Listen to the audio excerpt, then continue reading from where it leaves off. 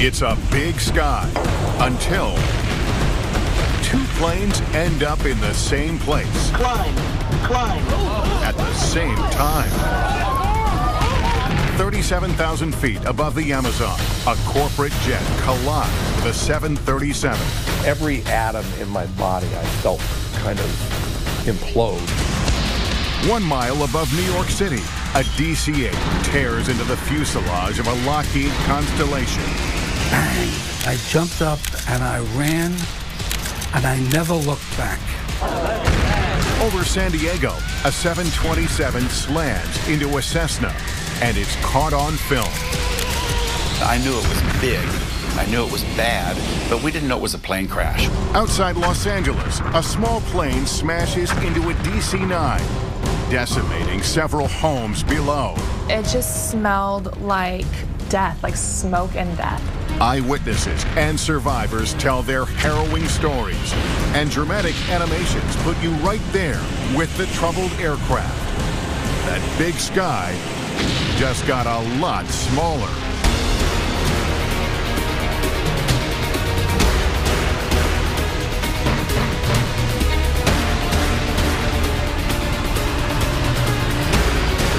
Why planes crash. Collision course. A new concept in air transportation. The travail has been taken out of travel. When this short film about transatlantic commercial jet travel was released by Pan Am in 1958, flying was a special occasion. People got dressed up. Meals were served on white linen. Delicious food adds to the enjoyment. We all know that's changed, but an even more significant change is the increase in air traffic. Flying over the U.S. in 1960, there would have been about 1,400 planes in the sky at any given time. Today, that number is more like 7,000. In 2011, we flew almost 3 billion people. We fly about the population of the Earth every 24 months or so, and it's expected to grow. With such an increase in volume worldwide, it seems there would be a greater risk of planes colliding in the sky. But technology is more sophisticated than ever, so these types of accidents are actually less frequent than in the earlier days of passenger jet travel. That doesn't mean mid-air collisions don't happen anymore, because sometimes technology fails, and it's nearly impossible to eliminate human factors.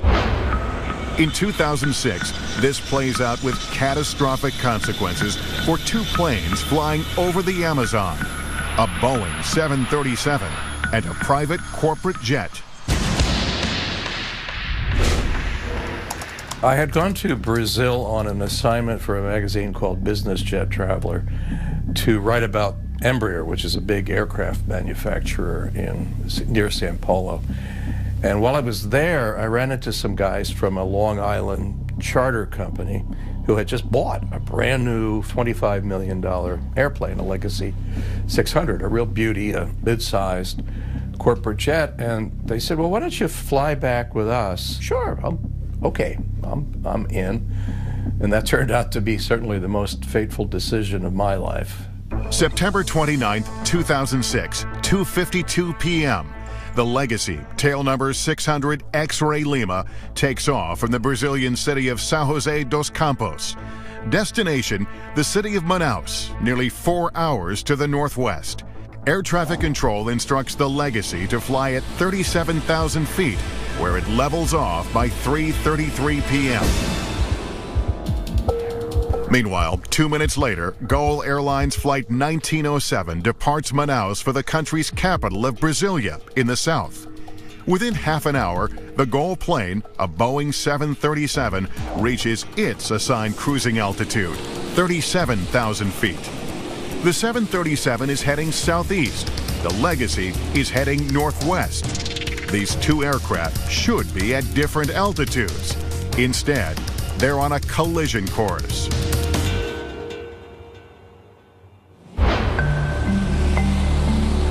It was a beautiful day, some puffy white clouds in the sky, but nothing obscuring our view.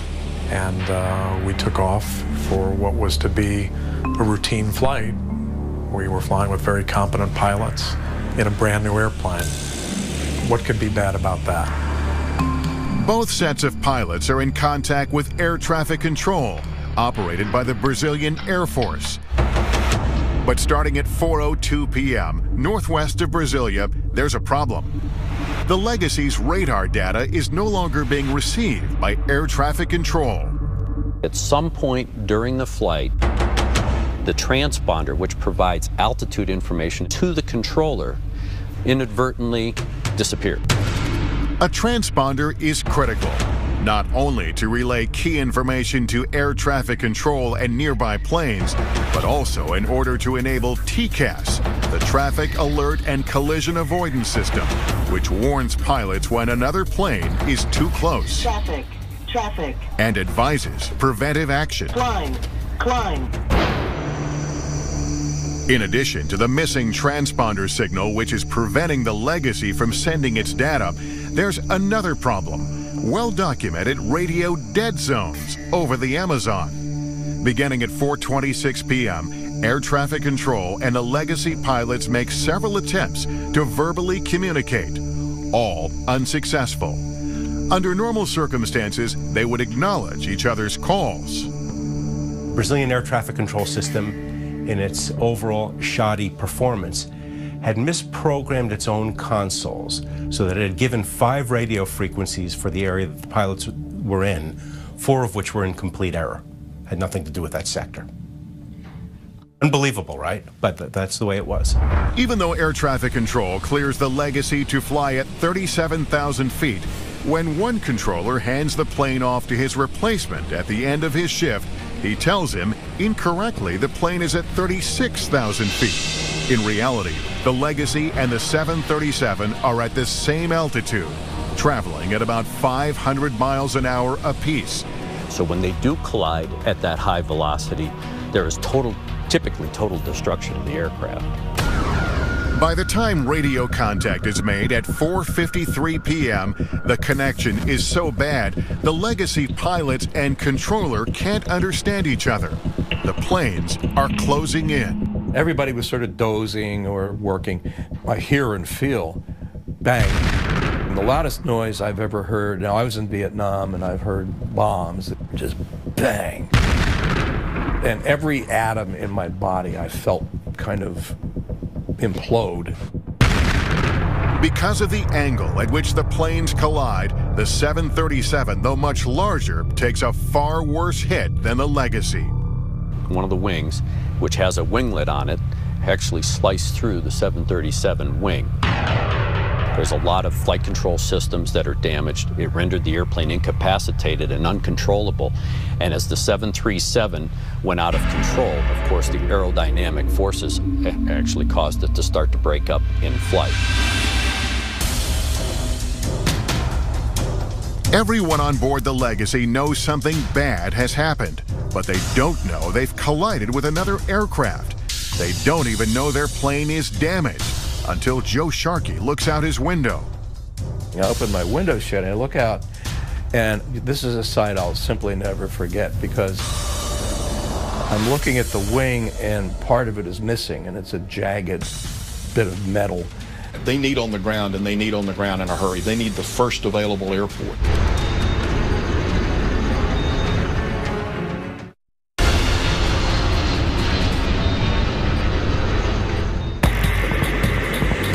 September 29, 2006, 7 miles above the Brazilian Amazon, a 737 collides with an Embraer Legacy. It's a devastating accident. The 737 is rendered uncontrollable and plummets toward the ground.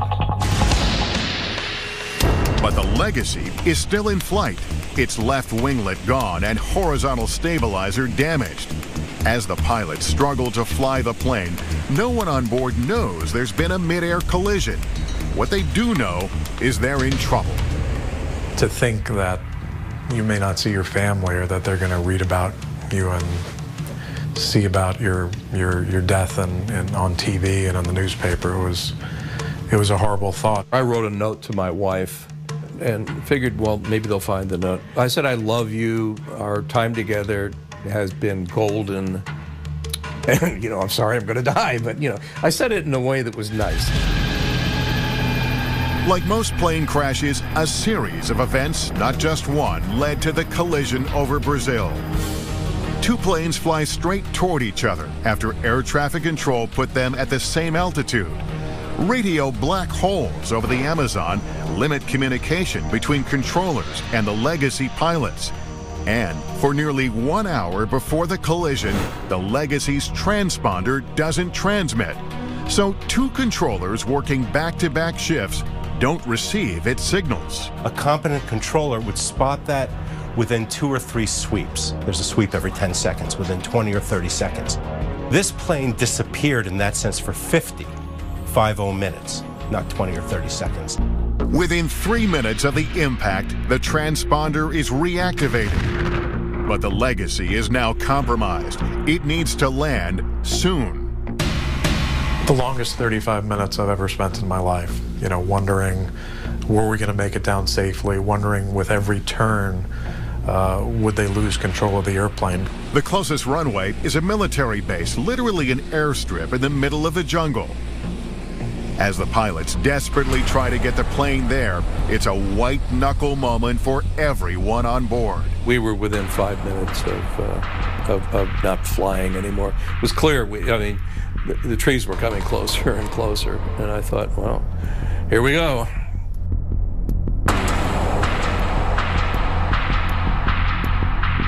Once safely on the ground, the passengers, still unaware how they got into this situation, are happy to be alive. But hours later, they learn they've been involved in a mid-air collision with a 737, that the jet crashed in the jungle, and 154 people perished. And the mood quickly turns. I just sensed the change in the environment, and I knew that we were now being treated like criminal suspects. Following the crash, there are protests in Brazil, with relatives of victims demanding more information about the crash. Writer Joe Sharkey says much of the anger turns toward the American survivors. Crazy rumors were starting to fly in Brazil. Among them was that at the time of the accident, because the reporter, was on board, it was a brand new plane, the two American pilots were flying loop-de-loops to show the plane off over the central Amazon, causing the disaster. Now that's crazy. Of course, when the plane's instruments were studied, it was clear that the plane had been steady as a rock at 37,000 feet. Joe Sharkey is held in Brazil for 2 days. The pilots, Joe Lepore and Jan Palladino, are held for more than 2 months. When they are finally allowed to leave the country on December 9th, 2006, they receive a warm welcome back at their company headquarters in Long Island, New York. But the pilots' problems are far from over. 9 months after the accident, the Brazilian government indicts the American pilots, as well as 4 of its own air traffic controllers, for exposing an aircraft to danger. The international aviation community has come out strongly against criminalizing accidents. We have to know what they were thinking, what decisions they were making, why they acted the way they did. And if there's a fear of going to jail and that punitive action against them, then that's going to inhibit the information that we as investigators get. In May 2011, a federal judge in Brazil acquits the Legacy pilots of all charges but one: negligence for not monitoring their transponder. The final terms of the sentence are pending, but it seems unlikely the pilots will serve jail time. Joel Weiss, attorney for the pilots, says they were never at fault because the transponder was on, but then, without warning, his clients say it went off or into standby mode. We have all kinds of anecdotal evidence from all over the world, and particularly in Europe, of this kind of transponder unit simply failing without any indication whatsoever in the cockpit that it had failed. In Brazil, one air traffic controller, described by the judge as unqualified and incompetent, is acquitted. Another controller is convicted of negligence. In its final report, CENIPA, Brazil's NTSB equivalent, acknowledges the failures of the Brazilian controllers as well as the legacy pilots, stating that both parties should have become aware of the loss of radio communication far sooner than they did. In an email, CENIPA's press office states their accident investigation does not establish responsibility or guilt, but identifies the contributing factors with the primary objective being prevention. When we come back, more mid-air collisions over two of America's biggest cities. I jumped up and I ran, and I never looked back.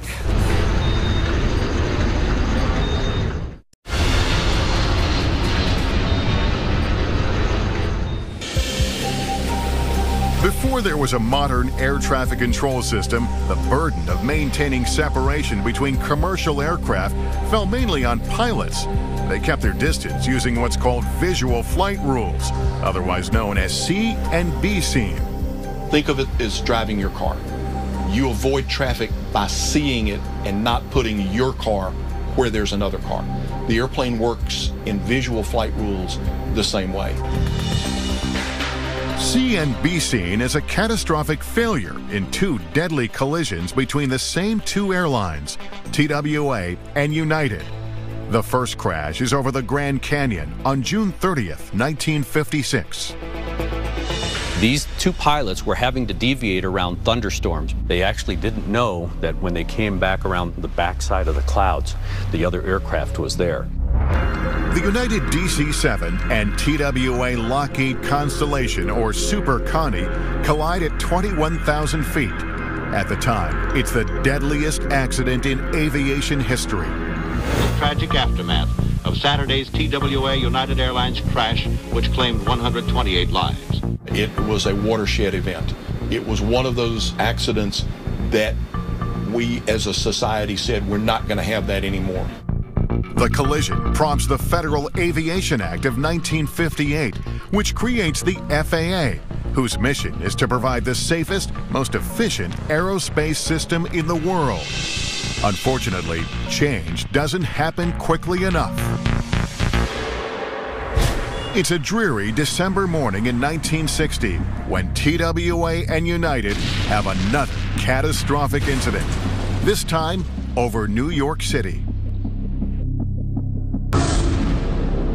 10:25 a.m. Air traffic control alters the route of United Flight 826, a DC-8 shaving 11 miles off its path to New York's LaGuardia Airport.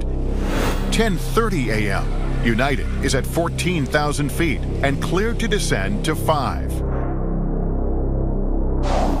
At the same moment, TWA Flight 266, a Super Connie like the one that crashed over the Grand Canyon, is heading to Idlewild Airport, known now as JFK. It's coming through 8,000 feet. United is told to head to a specific navigational fix or intersection, where it's to enter a holding pattern and await further instructions. But there are problems. The plane has two navigational instruments used at the time to determine position. One of them isn't working. And the plane is also traveling more than 500 miles per hour, a speed later determined to be excessive. And the DC-8 flies past its clearance. I would equate it to driving down a street. If you know where you are and you know the second left turn is the turn you need to make, that's great. But if you didn't see the first road to the left, you would drive beyond it because you didn't recognize the first cue. At 10:33 a.m., LaGuardia Tower advises TWA of traffic off to its right. No one realizes it, but the United DC-8 is heading straight for them. Then, 7 seconds later, as both planes approach 5,000, there's a brutal collision. One of the DC-8's engines tears through the fuselage of the Super Connie.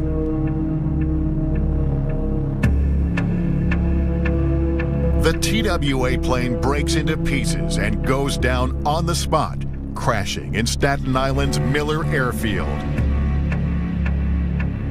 But the United jet manages to stay aloft for 8.5 more miles until it's over Park Slope, Brooklyn, where Tom Regan, then 20 years old, is standing on the street. I crossed the street at 7th Avenue and Sterling Place, just stepping on the corner, when I heard a loud, loud whine. And when I turned around, the wing of the plane, United Airlines, was catching into the roof of the building that I had just left. And there was a tremendous explosion. Immediately, I dropped to the ground, and then moments after that, there was a second explosion. Bang! Just everything exploded. And now the whole place was on fire. I stayed on the ground for what I thought seemed to be a long time, but I believe it was only several seconds.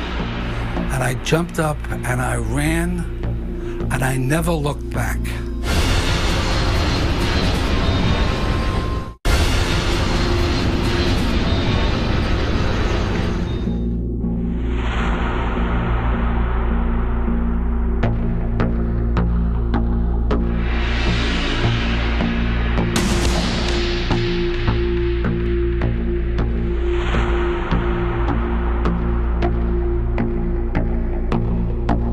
There was a tremendous explosion.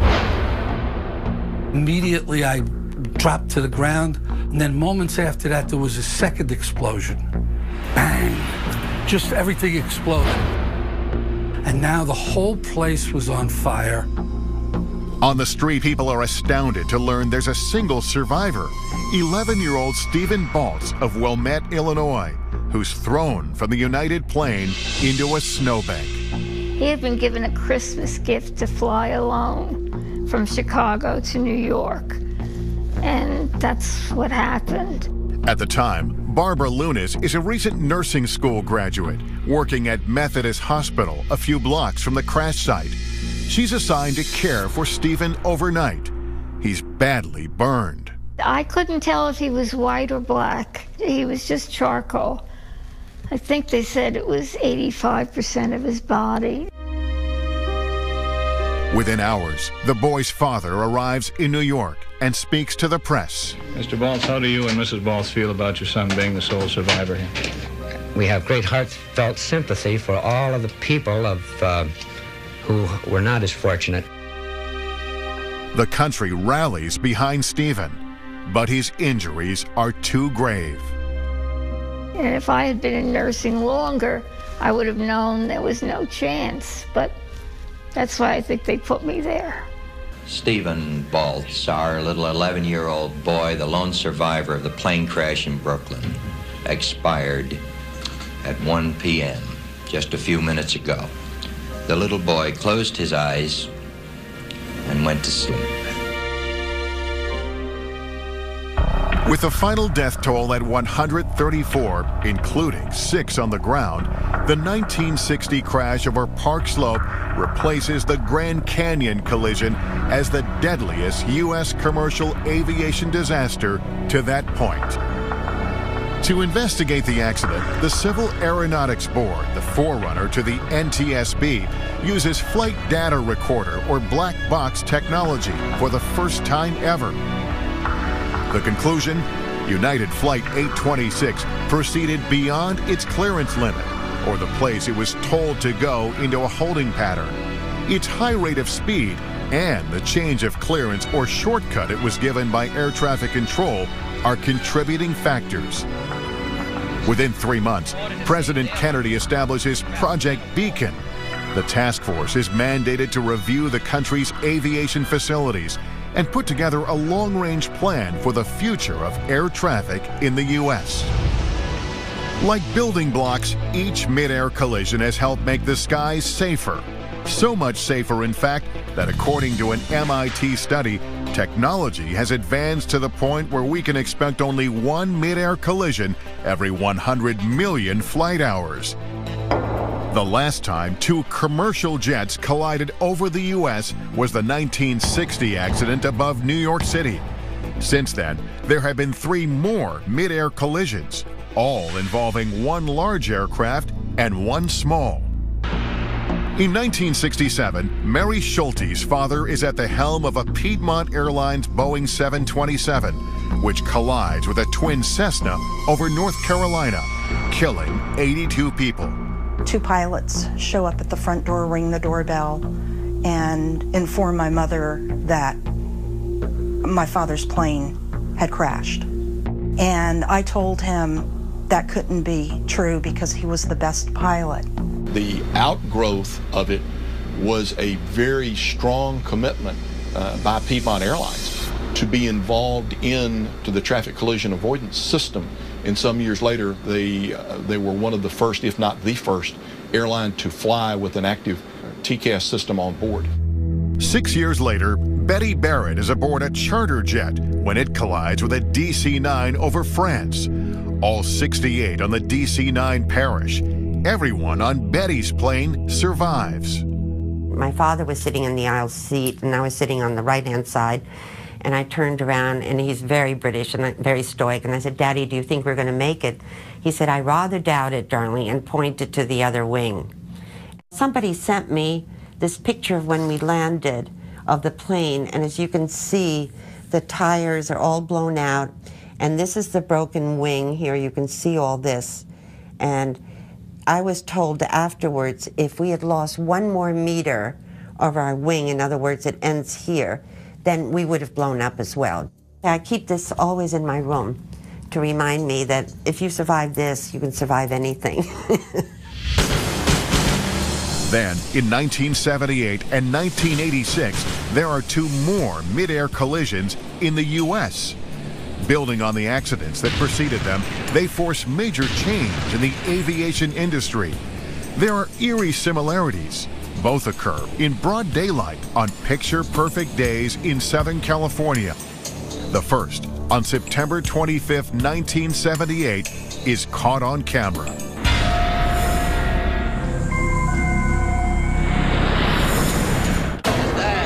We heard a loud crash overhead and looked up to see part of a small Cessna airplane spinning to the ground. Then suddenly we heard a thunderous crash that sounded like a bomb hitting. No one knows it yet, but 17 seconds earlier, half a mile above them, the private plane has collided with a Boeing 727, Pacific Southwest Airlines, PSA, Flight 182. Did you see it over there? Come on, get in the car. I see it. Come on, take this. At the moment of impact, NBC Channel 39 reporter John Britton and his cameraman Stephen Howell are covering a press conference just a few blocks away in the residential San Diego neighborhood. John and I were on a standard news story. I'm shooting shots of gas station pumps. Well, I was standing about right here. Steve, the cameraman, was right behind me, and County Supervisor Lucille Moore was standing about right here. I was interviewing Lucille, standing here, and all of a sudden, you know, we hear this big...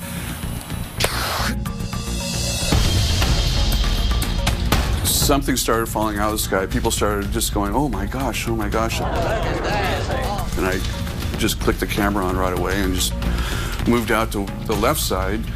And I'm looking up, and there's like something looks like a comet coming down from the sky. The photographer for the county, Hans Wendt, he's standing over here on this side. So when the collision happened, Hans looks up this way, and Hans got off 2 shots of the PSA Air 182 before it crashed. When I looked up, all I saw was the airliner with the engine on fire, and it was starting to bank to the right. And a big chunk of the leading edge of the wing was torn off. So I knew that the plane, had to crash. It couldn't possibly survive. And everything happened very fast. I just got off 1 shot, sort of by instinct, and the second picture was almost a silhouette. Cameraman Steve Howell and I rushed to the scene 2 blocks away. There were several homes involved in a raging fire. There was thick black smoke shooting 300 to 400 feet into the air. It's just a wall of flames. I'm going, it must have been a gas main or something, I mean, how could this be? This was the largest thing that had ever happened to me in my news career to that point, and I knew it was big, I knew it was bad, but we didn't know it was a plane crash. When we come back, how an assumption leads to tragedy. They're required to tell air traffic control that they no longer have the Cessna in sight. That didn't happen.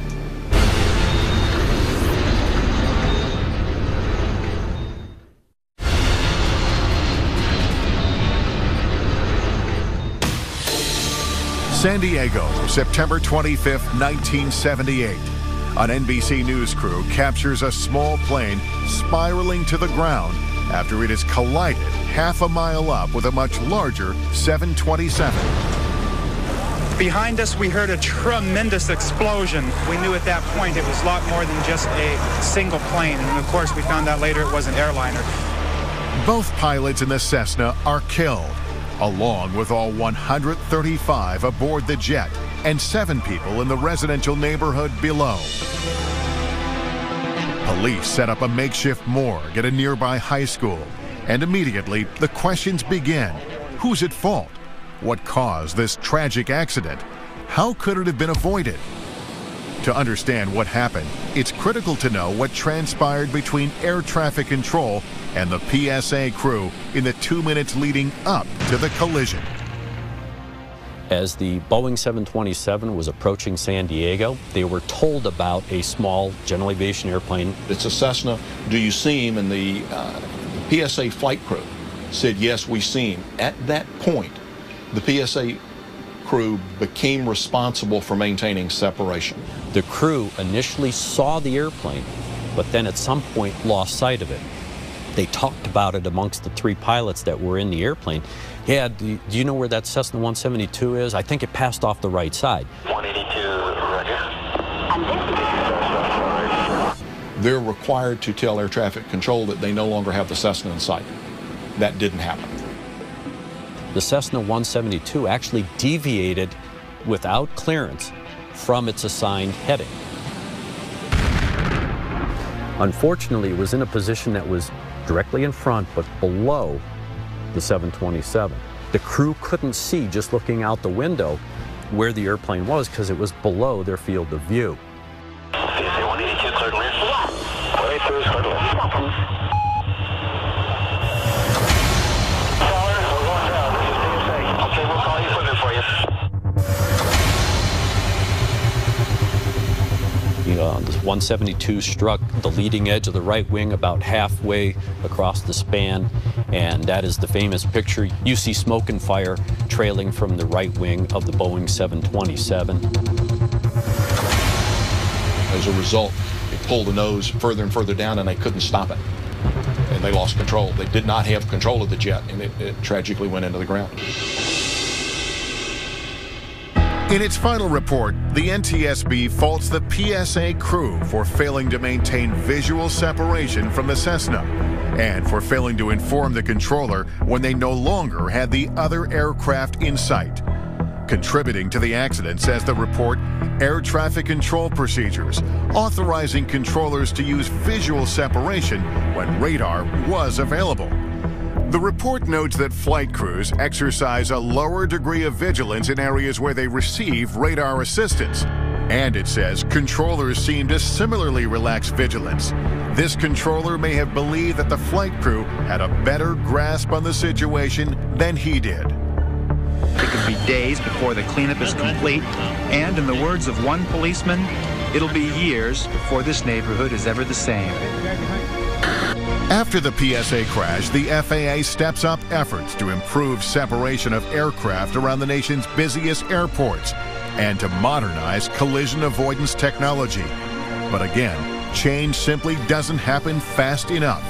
8 years later, 1986, another sunny day over Southern California, another jet, another small aircraft, and another catastrophic mid-air collision.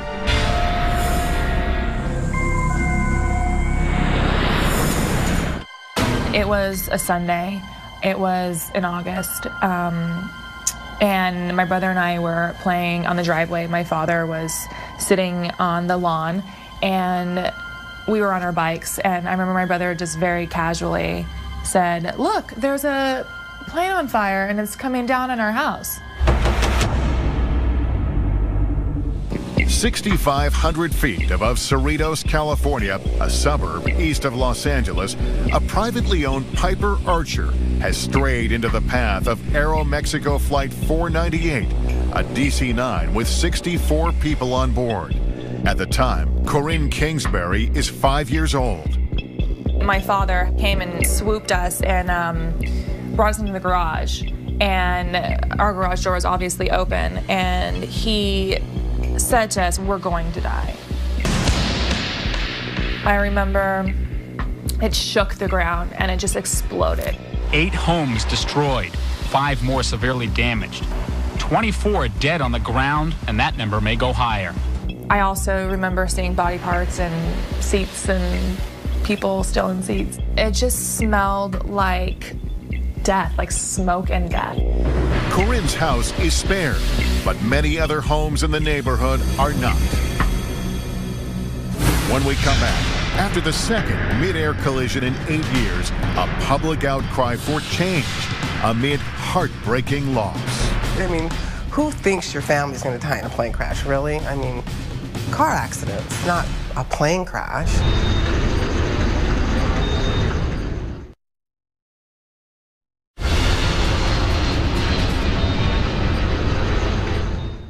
Good morning. The news from Cerritos, California keeps getting worse. There are officials searching through the ruins of Sunday's mid-air crash have found 15 more people dead on the ground. Labor Day weekend, 1986, more than a mile above Cerritos, a suburb of Los Angeles, a Piper Archer smashes into Aeromexico Flight 498, a DC-9. The top of the Piper is sheared off, instantly killing all 3 passengers aboard, a middle-aged couple and their adult daughter. In the crash over San Diego 8 years earlier, the larger plane, PSA Flight 182, loses sight of a much smaller Cessna and slams into it from behind. Over Cerritos, the Piper pilot doesn't realize he has strayed into controlled airspace surrounding LAX, Los Angeles International Airport. When you're flying in uncontrolled airspace, you don't necessarily have to talk to an air traffic controller. You don't necessarily have to have a transponder. But if you're going to operate anywhere in controlled airspace, you have to have permission to operate in that airspace. You can't just fly into it without permission. The DC-9 crew believed correctly that they were in protected airspace, so they were. But unbeknownst to them, the Piper had strayed into their airspace. The general aviation airplane actually struck the tail of the DC-9, taking off the vertical and horizontal stabilizers, so literally the back end of the airplane, and it rendered the DC-9 uncontrollable. The airplane, the DC-9, rolled inverted, and there's a famous picture of that airplane as well as it's descending upside down before it crashes into a neighborhood. Counting passengers and those on the ground, the total number of people killed in the Cerritos crash now stands at 85, and that toll could go even higher as the search for victims continues today, Tuesday, September the 2nd, 1986. In some ways, the mid-air collisions in Cerritos and San Diego are so similar, there's a public outcry about how little has been done in the intervening years. After the first one, the recommendations they made were never implemented. So now, this is the second time this has happened, so that's why we try to make a difference. But it's hard to fight government agencies, you know. Denise Guzman's family is particularly hard hit by the Cerritos tragedy. Her father-in-law, uncle, 2 nephews, and a family friend are on Flight 498, returning from a fishing trip in Mexico. Her husband is supposed to be with them, but misses the trip to attend a funeral. When the plane crashes, part of the family is already waiting at the airport to pick them up. Instead, they head to the crash site. I mean, it was an inferno, and you knew there was nobody going to survive that. I think my husband might have had a little hope, you know, are there any survivors, you know, but I knew immediately that this was not going to have a good ending. In the neighborhood struck by disaster, the search for the missing goes on. Who thinks your family's going to die in a plane crash, really? I mean, car accidents, not a plane crash. It's just like unheard of. How could that happen? And in our own neighborhood, That's what's really ironic, our own neighborhood. Probable cause, as stated in the final NTSB report, limitations of the air traffic control system to provide collision protection, and the inadvertent and unauthorized entry of the private plane into the Los Angeles terminal control area. With the knowledge gained from each mid-air collision, change has been on the horizon for decades. But the Aeromexico crash over Cerritos brings it all home. By 1989, all aircraft operating up to 10,000 feet within 30 miles of terminal control areas must be equipped with transponders that convey altitude information. By 1993, all commercial carrier aircraft with 10 seats or more operating within U.S. airspace are equipped with traffic alert and collision avoidance systems, TCAS. The culmination beginning back with Piedmont Flight 22 going through the PSA accident and then finally through the Cerritos accident were all building blocks to promote this technology, which evolved into the modern system of TCAS, which is a great predictive tool. The FAA really had to take the bull by the horn, if you will, and do something to try and prevent these accidents from occurring. We increased or enhanced radar coverage. We enhanced air traffic control communication with flight crews. They changed the airspace. They actually created a system of controlled airspace, trying to avoid or at least mitigate the risk that you were going to have these transient pilots just flying through these high-density areas in close proximity to major airports. All the lessons learned have made flying so safe and mid-air collisions so rare. According to an MIT study, you'd have to fly continuously for 11,000 years in order to experience one. Unfortunately, many people had to lose their lives to arrive at what is surely the safest moment yet in aviation history.